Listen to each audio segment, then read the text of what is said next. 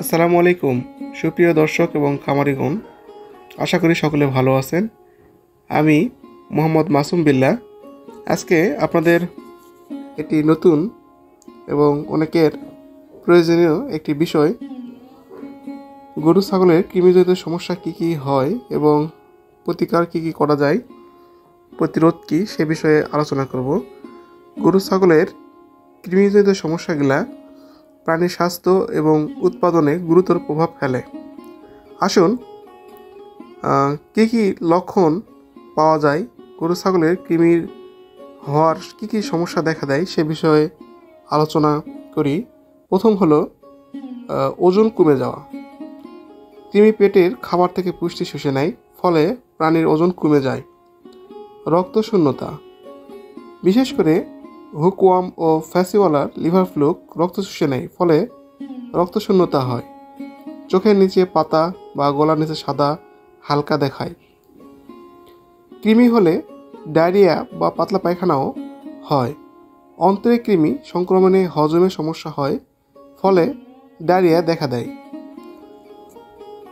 আবার কৃমিজাত সমস্যা উৎপাদন কমে যাওয়া, যেমন দুধের উৎপাদন কমে যায়, প্রজনন ক্ষমতা কমে যায়, বাচ্চা বৃদ্ধি ব্যাহত হয়, এসব সমস্যা দেখা দেয়। আবার কৃমিজাত সমস্যায় পেট ফোলা দেখা যায়।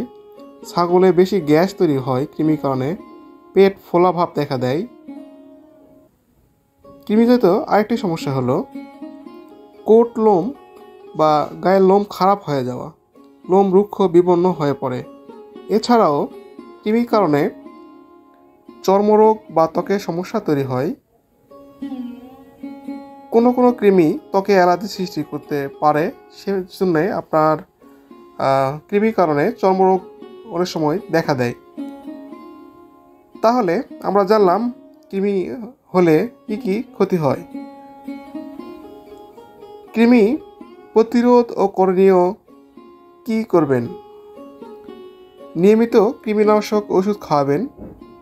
গরু ছাগলকে বছরে 4 বার 3 মাস অন্তর অন্তর একবার আপনার বাজারের ওজন অনুযায়ী আপনার লিভামেজল, টাইকোবেন্ডাজোল বা অ্যালবেন্ডাজোল কৃমির ট্যাবলেট খাওয়াতে পারেন।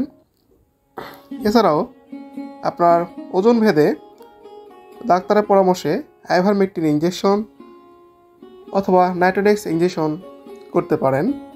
এতে আপনার ত্বকের এবং কলিজা কৃমির কাজ ভালোভাবে হবে। আর 2 নম্বর, পরিষ্কার পরিচ্ছন্নতা রক্ষা করা। খাবার ও পানির স্থানে কাদামাটি যেন না থাকে, সেই বিষয়গুলো আপনার খেয়াল রাখতে হবে। আর 3 নম্বর হলো ঘাস খাওয়ানোর আগে রোদে শুকানো বা সঠিকভাবে পরিষ্কার করতে হবে। বৃষ্টির পর বা বর্ষাকালে বিশেষ সতর্কতা কারণে এই সময়ে কৃমির সংক্রমণ বেশি হয়। সকলকে ধন্যবাদ জানাই। আর আমার ভিডিও যারা দেখেন লাইক, কমেন্ট বা ফলো করতে পারেন। আর আপনি যদি গরু ছাগলের আরও বিশেষ কিছু জানতে চান তাহলে কমেন্ট বক্সে প্রশ্ন করতে পারেন।